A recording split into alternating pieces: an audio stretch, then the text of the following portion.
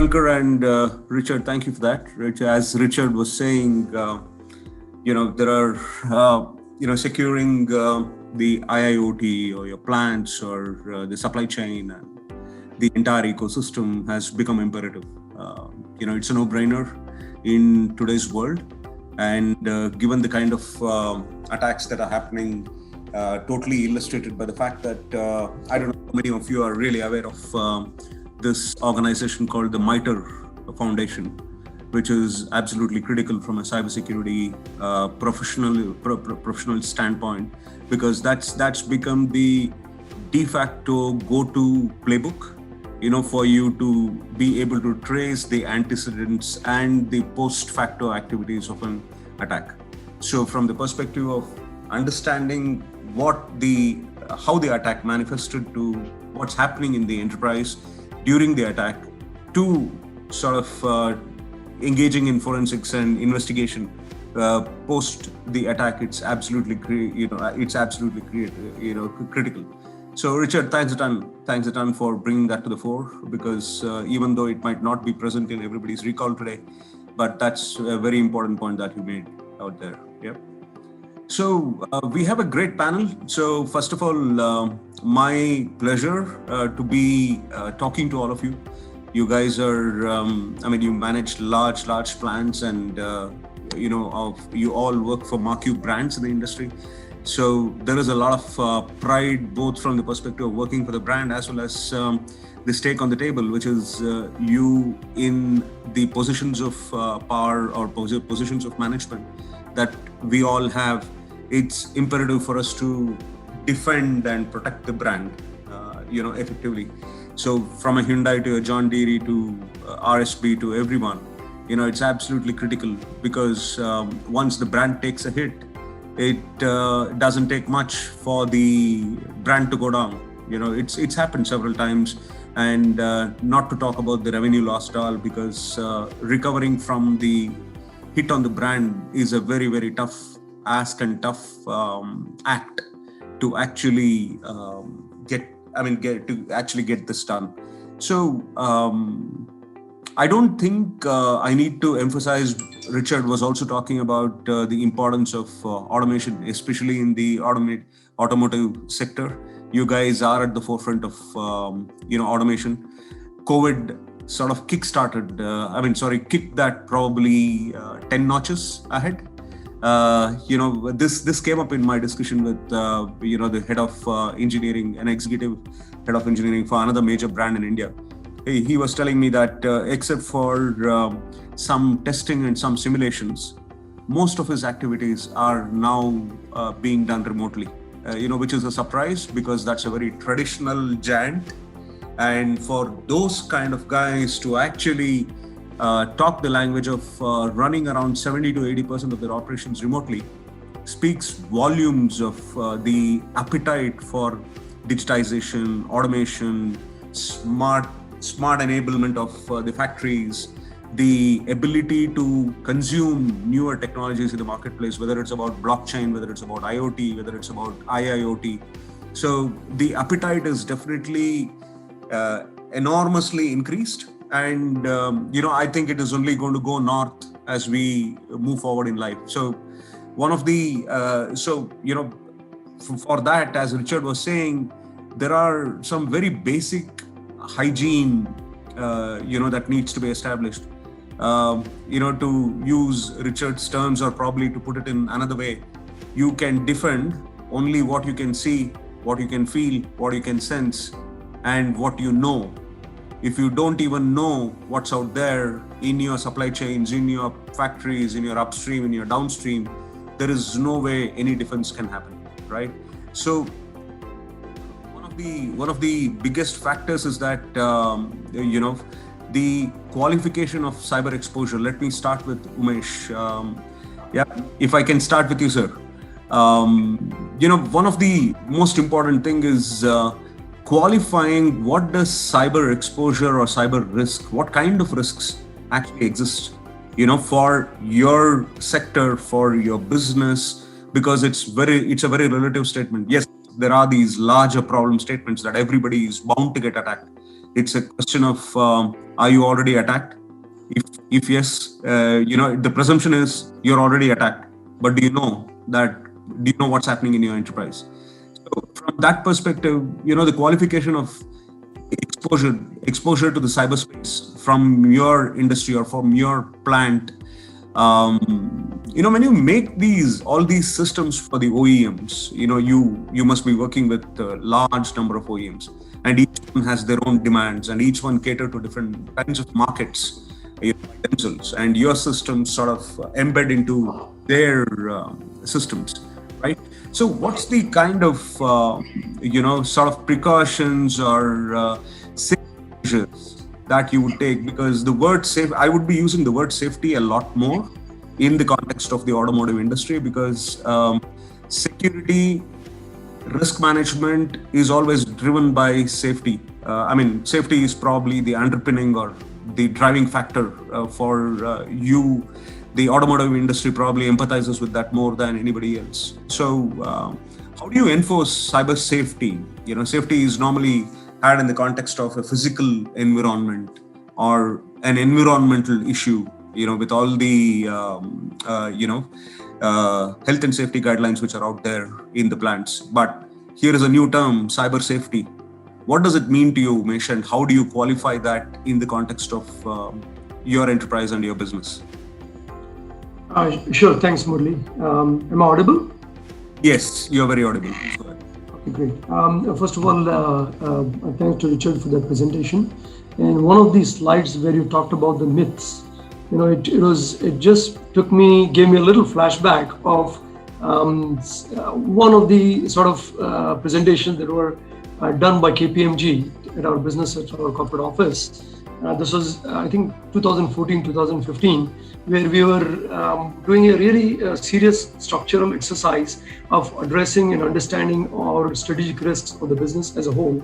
And typically, most business managers would identify competitiveness of products, competitiveness of markets, competitiveness of or being present with certain customers and such as really important strategic risks. And here was a thought pointer that was brought up, and it was about how ready are we on a cyber enablement or risk standpoint. And at that point in time, I don't think it was taken that seriously. Let me be honest, Murli. And it was very simply the same question that came up, which was highlighted in exactly the same words by Richard, where he talked about, we all said that we don't deal much with internet. That's exactly what we all thought. And then we did a sort of, we were pushed to do a little constructive or structured exercise by function within multiple businesses, only to realize that practically all of our functions had some or the other exposure to the external world, whether it may be finance dealing with banks, whether it may be our supply chains dealing with suppliers and sourcing communities, HR dealing with external agencies for payroll and whatnot, and of course R&D with a lot of customers and consulting and testing agencies. So that was sort of the start of the realization, and Murli, I think it came to, as we see it today, it is certainly started becoming a central starting point of realization of a key risk that we are coming up at. Murli, I'll make an attempt to give a little bit of a tier one perspective, because that's whom I've been with for the last 12 years. And as a tier one, we are suppliers to practically all the OEMs in the country, whether they are passenger car, commercial vehicles, or two-wheelers. My response is going to be in sort of two parts. Part number one is with respect to what is it that as a tier one player we do internally to protect ourselves. And number one. Number two is the other aspect is what as a tier one player we see where we fit and where in our dealings with our OEMs, the kind of architecture or the working forward we expect, which will naturally result into some solutions going forward. The first part is about internally what we have sort of surmised and what we have achieved in the last 4 or 5 years.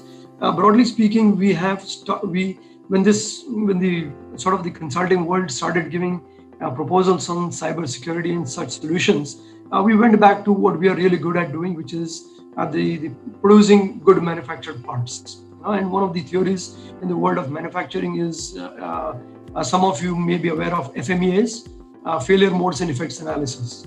That is a real root and fundamental to the way manufacturing enterprises think. And we sort of back again on the same methodology, and we looked at a key term called RPN, risk priority number, which is a combination of severity, occurrence, and detection. We sort of did the same exercise, looking through that lens at our manufacturing processes and the technology presence therein and the risk thereof. Slowly what evolved is an overall architecture of how do we protect the overall system from guarding the system from external attacks, external risks that exist, by putting in the right firewalls at the enterprise level, at the entire company level, which would sort of cover the entire gamut of all our factories and such.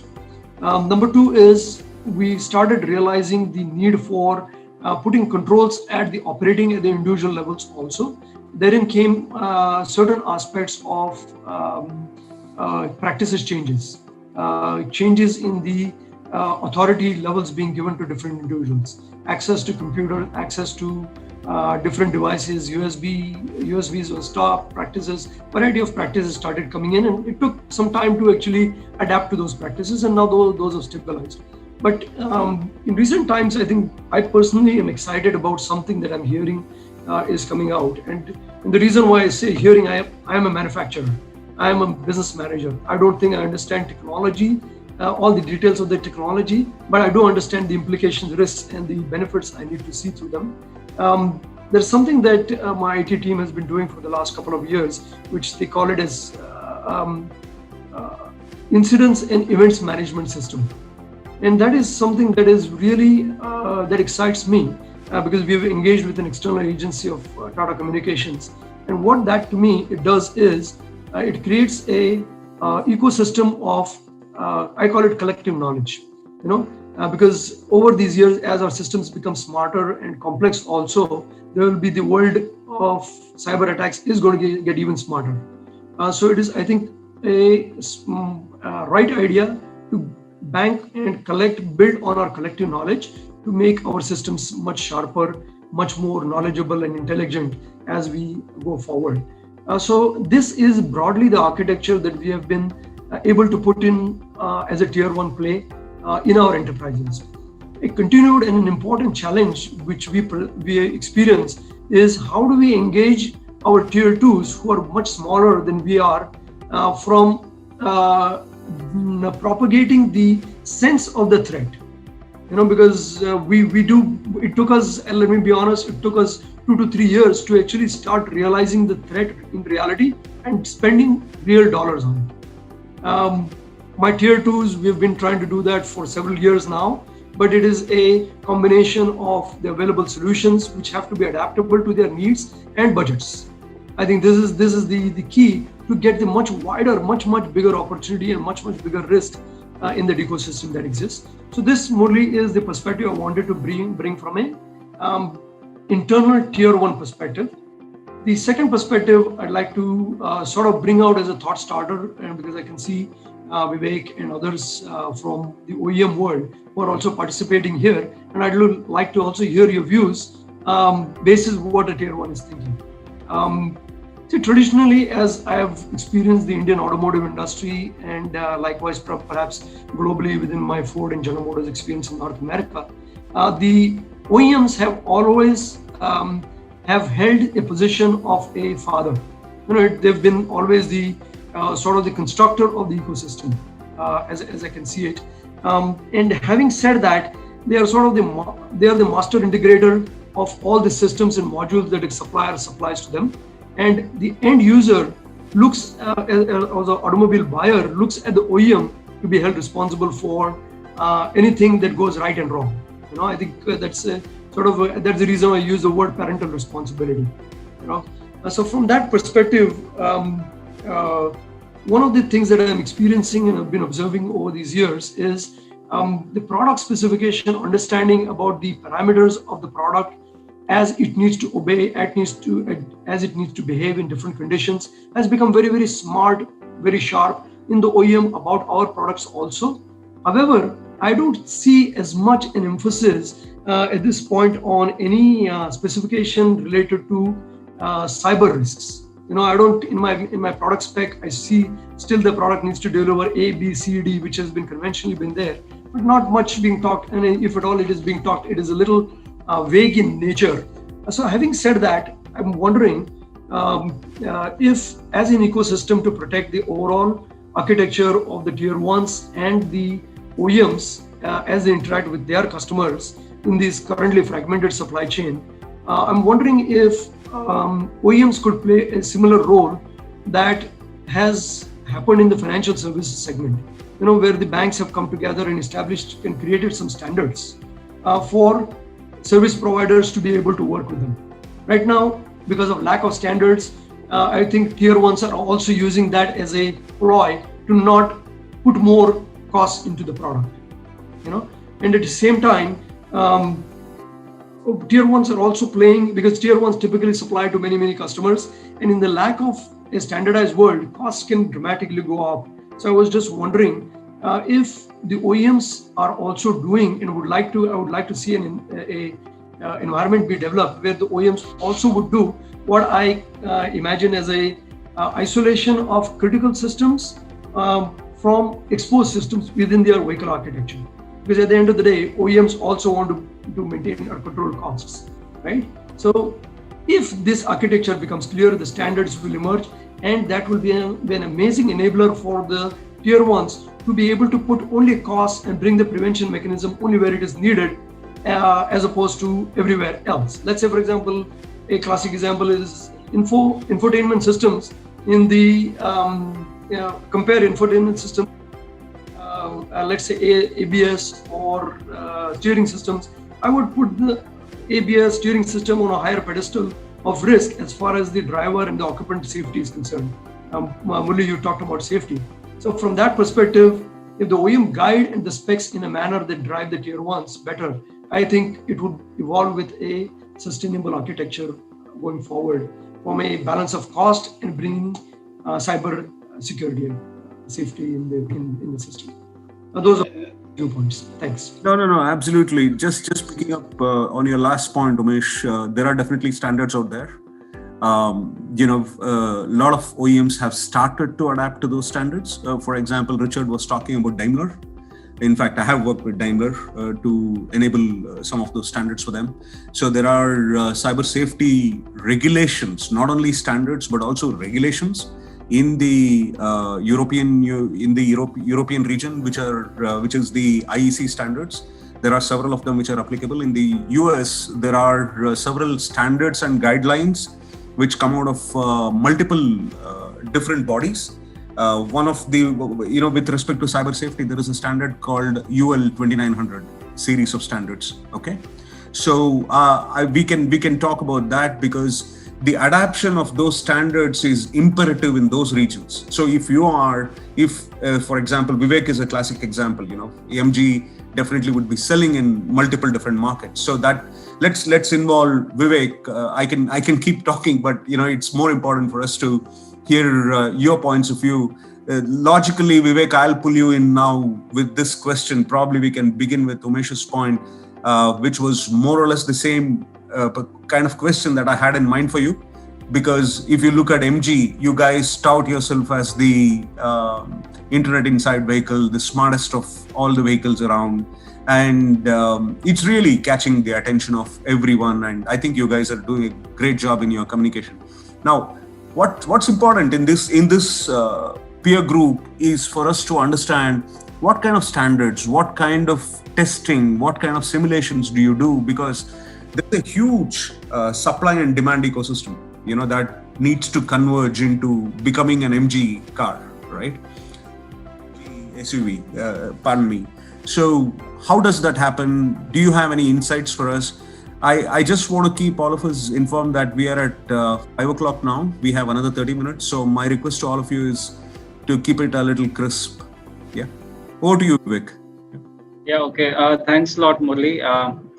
First of all, Of course, I would like to say that the security part starts from the process itself. I tried to answer some of the questions. Pardon me if I, lose the track. You can always bring me back. Um, so first of all, the process level itself, we have a lot of software integration and interfaces while the vehicle is getting assembled. In the sense that we have calibration files which are related to the vehicles, uh, which need to be calibrated on through a EMO process. And also we have different learning and teaching activities like the key to the vehicle and the tires monitoring systems. And also, as as I heard that from my friend, that the module security, yes, we have about 25 modules in the car, and all these modules are very important from the security perspective. So these modules are basically protected.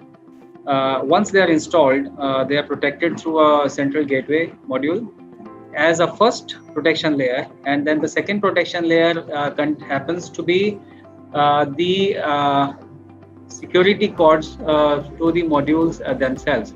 So we have two layers of security which goes into the vehicle level before actually it is done.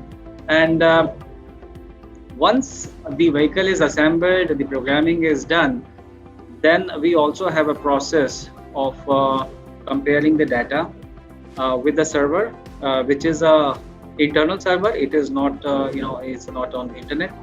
And then once the verification is done, then all the data is logged for any particular car, and that defines the the details throughout the life cycle of the vehicle. Whenever it goes to the dealership, whenever there is any software upgrade, whenever there is any replacement of part itself, again there is a very critical process. If any of these modules gets requires a change in the after sales, again it requires a special and controlled process. It cannot be, and then the entire history has to be updated.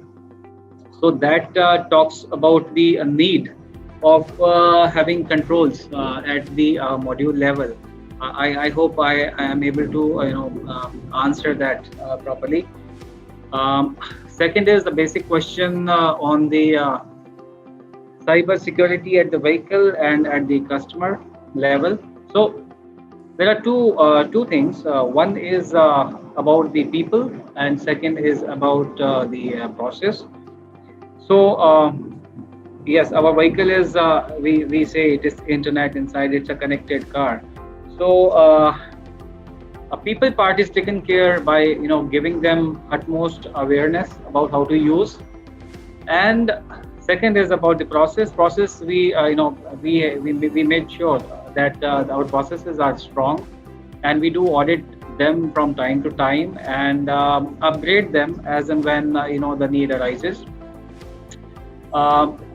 In our products, the cyber security begins from the network topology design stage of the vehicle, which we are very careful about.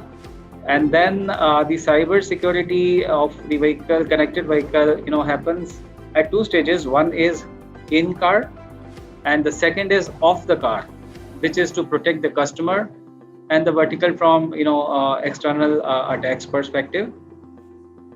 Our car is all about securing the internal communication, and there is a very clear demarcation of the communication between the internal and the external world. We have the EE architecture, electrical electronics architecture, and then we have introduced the gateway modules, which actually act as mediator to communicate with the telematic box. Actually, this telematic box is one critical component which enables our products to being a connected vehicle. And cyber security in vehicle perspective, if I talk about, we have low hanging fruits like USB connectivity, Bluetooth connections, Wi-Fi communications, and so on and so forth. So for those, the normal process that we follow is through a secured layer, like having strong passwords. And talking about the communication protocols between the telematic box and the telematics server. Then the protocol between the telematics box and the head unit. Head unit is the control unit, which is on the IP, through which the interface is done by the customer, the user, and then the communication between the telematics server and the mobile apps. So these are some of the interactions, the activities which happen, which are prone to cyber security attacks. So generally, for this, we follow the encryption. We use that, and for example, if an advanced encryption standard of 256 is being used, then probably it's said that it will take a lot of years to crack it. So it's basically having a strong encryption. And second thing is to be in ahead of the game, as you know, because everything is possible. So you have to be moving ahead of the times, ahead of the people who are following you up, and trying to be safe and much in advance to protect the customer. So that's about the the controls that we have from the MG perspective. I hope I answered the question to best of my capability. No. Vivek, you definitely gave a very good insight into how you are securing your car. But one side question before I move on to the next panelist. Do you follow any particular standard? I was mentioning a few standards, right? Oh yes. Perspective of cyber safety, or from the perspective of incorporating inputs from various different Motor Vehicles Act or WP 29. See, I don't remember clearly, but definitely we do follow standards, and Bosch and Continental, these are two major players who have advancement into cybersecurity, because we anyway have to align with them, because they are the ones who are driving the technology forward for the OEMs. So yes, we do follow them, and we follow set standards which make sure, and it is standardized across all the all the architectures that we have from MG, whether it is in India, China, or UK, or any other country. Yes, we have standardization on that. Thank you, Vivek. Thank you. Just moving on to Ashish Bhatnagar. Ashish, you're there, sir? Yes, sir. Yes, sir. Good afternoon. So Good afternoon. One of the, it's a relative question, so I wanted to bring you in. One of the biggest issues is the fact that in all your plants, all these plants have been in existence for a long time, and there are so many systems out there: ICS, DCS, SCADA, your supply chain systems and everything, including a lot of IT, which is actually lying out in your plants and in your OT environment. Do you have an asset inventory? How do you actively discover assets, Ashish? Is that I think is that one of your priorities? I wanted to leave that open. asset. When you say asset, I would like to realign the definition. So there are two type of assets we are carrying. One is the machine tools and inventory, what we carry for the components to make the engines and transmission and turbochargers. And also we have got indirect inventory, which goes indirectly to the to the components and to the engine. So we track them very, very meticulously. Only thing is coming to the topic of whether it is internet connected. I think not for now. So still it is, I can say, in a isolation, so that cyber threat is not there. But time is not far away when we will be going to connect internet, because digital transformation is the need of the hour. And if we want to improve the business, the speed, the profitability, the quality, the productivity, we will have to have the digital transformation in place. And the only one point added I would like to add is if we are going with speed on the digital transformation, I think the cyber security also should be with the same speed. So just like a ECG, when you see the ECG of a person who is lying on the bed, So we can see that every microsecond how his heart is behaving. So if the cyber visibility is not in sync with what is happening in the company, then it becomes very, very difficult. And the speed of fraud happens in a microsecond nowadays. In 2021 we are forecasting $9 trillion of cyber crimes. So the reason what I feel is it is because of the lag between what is happening in the business and what is cyber visibility there. So there's a lag between those two. So it has to be in 100% sync. Rather proactively we have to see that all the cyber controls are there, they are visible, the KPIs are there, they are tracked, whether it is a wireless system or wired system in the plant. Each and everything should be tracked on a, as far as possible, on a single dashboard. Thank you. Sorry, I added a few things from my side. No. That's very helpful, Ashish. So how how frequently do you audit your asset database? Asset database then on a quarterly basis, and that is also not only by the company. We have a cross entity audits also. Like for example, we have got 19 plants, so there'll be teams are made from different plants. So there's a very neutral audit done before the external agency come. So we track that very, very meticulously.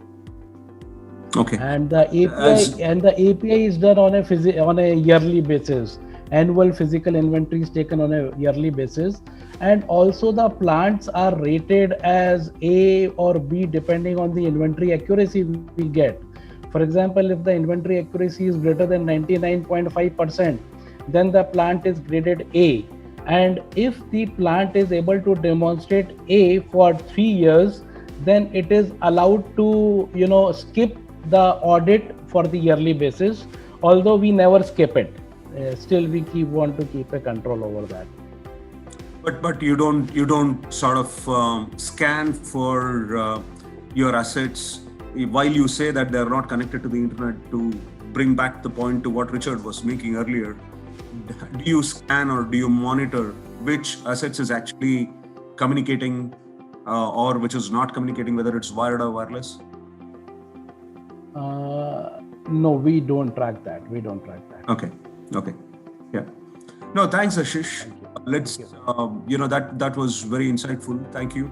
Anuragam, let me to you, sir. So I want to take off on the previous point that Ashish was making. You come from a industry which again is, would I be correct in classifying you also as Tier 1? Yes. Right. So since you are also Tier 1, your planning and your production and your manufacturing process has to be dependent upon the OEMs, and also to some extent dependencies on the Tier 2 also needs to be taken into account, right? So probably you could touch upon that before we talk about the other question that I have in mind for you, Anuragam. Yeah, thanks, Mulu. Thanks. Yes, I will continue from the discussions he has left. We, RSD is basically, if you must be knowing, we are a TQM company. So we believe on the processes. We are rigorously, we believe on the processes. And when I take myself as a TQM company employee, the leader, the team member, then what we do is very clearly is that I find that during this process of IT and OT convergence, on the topic on which we are talking, I would feel it that it's a green field. Maybe that everyone is want to go, and it is a merger. It's a convergence of both the fields, right? Now with this, if I remember and if I refer to Richard's presentation, he had one triangular facing downward, another triangular facing upward. So I was thinking in this direction. Richard has made it this direction. So I believe that both the IT and OT has to converge and deep into it, each other's. You have to be the part of the team of each other. Now, OEMs is a different ballgame. When you come to tier one, so we do is that we keep on doing like what we say is 5S. When we say 5S, people will say, okay, about the materials, what you don't lose it. But even we try to see what are the processes which you don't require, or what are the processes you need to add further. So quickly, just moving on, Sanjay, coming to you. Being one of the most well-known brands in India, OEMs in India, one of the things is that you guys operate in many countries, right? There are many data privacy related constraints. Now with the cars getting more and more smart, you have more data for you to analyze and for you to understand, but at the same point of time, it's a double-edged sword. You all tons of data. So what if I can request you to be crisp about this? How are you handling the constraints of, number one, data localization, number two, the privacy related issues, number three, the behavioral analytics that you're doing, from your vehicles? Basically, this is a IT topic. Now we are coming out of OT and entering into the IT. So IT. So coming to IT security part, as Richard has already mentioned, that security starts from the confidentiality, then your integrity, and third part is availability. So as you said, that customer data, we handle huge customer data, because you might be knowing that we sell almost 700,000 cars a year, and we have been in the market for quite a long. Recently, we celebrated 23rd year of operations. So we have accumulated a huge data. So coming to this, we have a corporate data protection policy. According to that, we will classify the information. So once the data is classified as a confidential, of course, customer data contains personal data. Obviously, it will be classified as a confidential only. So we have a specific way of handling confidential data. So when we handle any data, we focus on, first is the access control. When we say access control, it is handled by the application layer. Parallelly, we have another access control in terms of network security. So first thing is that if someone is trying to enter in our network, there itself we block. We have a huge number of firewalls implemented in our network, and those firewalls are regularly monitored. We have IPS devices, intrusion prevention devices, some more security appliances, which gives us the access control and the data of each and every packet transferred to our network. So coming to once we have this network security, then we have application layer which handles the access control. Here we are ensuring that the access is given to the specific user only. So it is religiously monitored, and to handle this, we are providing training, because in information security, the user awareness is of utmost importance. So at application layer, user training, it is handled. The another leakage point could be at client level. So we have a document rights management system already implemented. So even if someone downloads the data, it is encrypted immediately, and it cannot be transferred to outside the organization as such. So this is how we are managing customer data as of now. Coming to your question for connected cars. So most of the models are having this connected car feature. Our customer data is already linked with the CCS system. This transfer happens in a secured way with an encryption.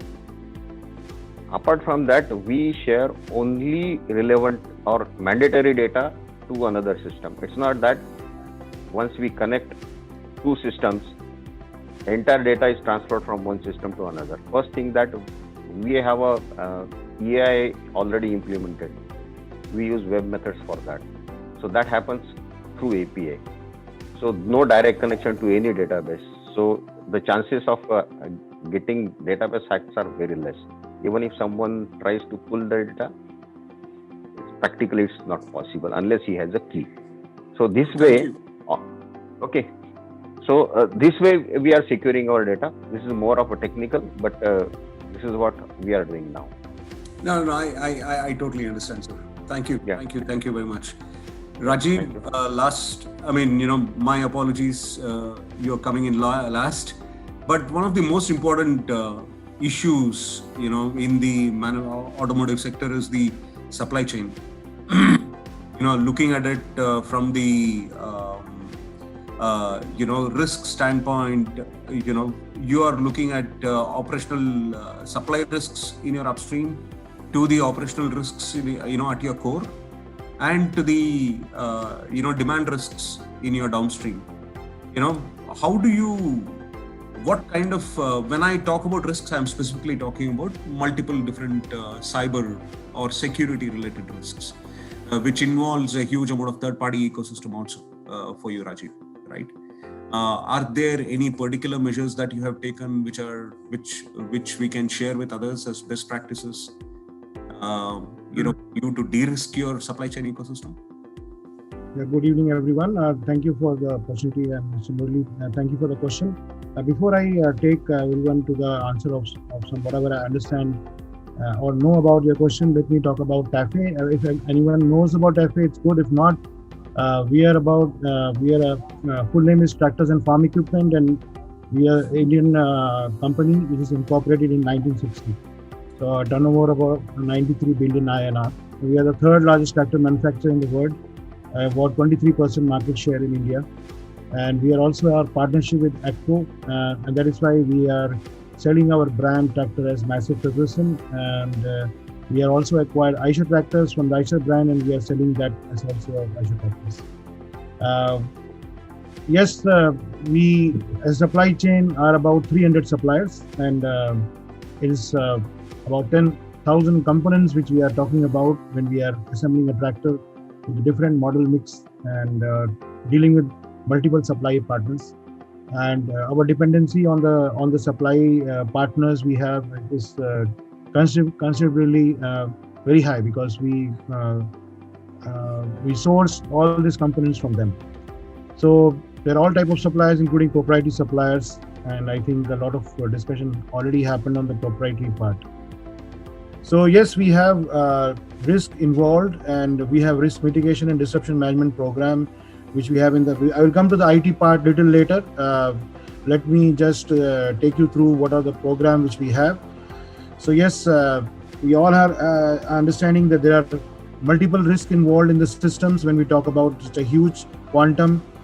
And I will say one of our esteemed person, panelists, told that once the COVID came, it made us jump 10 times from what we are doing. I think it was Mr. Rao, you only. So I will say yes, with this new scenario which has come before us, one thing is very sure: whatever we do, in whichever type of discussion we do, agility is the number one thing. Our customer relationship with respect to how we are dealing with our customers, that's number one. And similarly, supplier relationship with our supplier partners, number two.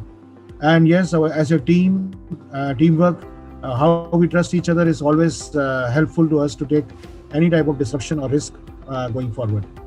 So saying this, I say that definitely there are a number of risks involved. I will be not the right person to talk about the IT risk, by having very less knowledge on the type of cybersecurity measures which are taken in our company. But yes, definitely cybersecurity has come up with a new, I think it is the new initiative, the new Indian initiative. Companies are now hiring experts in cybersecurity, like we have chief information officers and technical officers. We have cybersecurity departments. We name them as cybersecurity, and definitely I think India, we are awakening up to the threats we have with the system, especially when we are talking about new products. How fast, how agile we are to bring new products, maybe any product, including our product also, how important the data is to with our suppliers, how we are dealing with them, how we're virtually dealing with them as of now, and keeping the data security in place. Because even if suppose you are displaying a new tractor program to a supplier and some picture, you can immediately take a snapshot, and if your security is not able to find out how the snapshot is taken, then you are caught.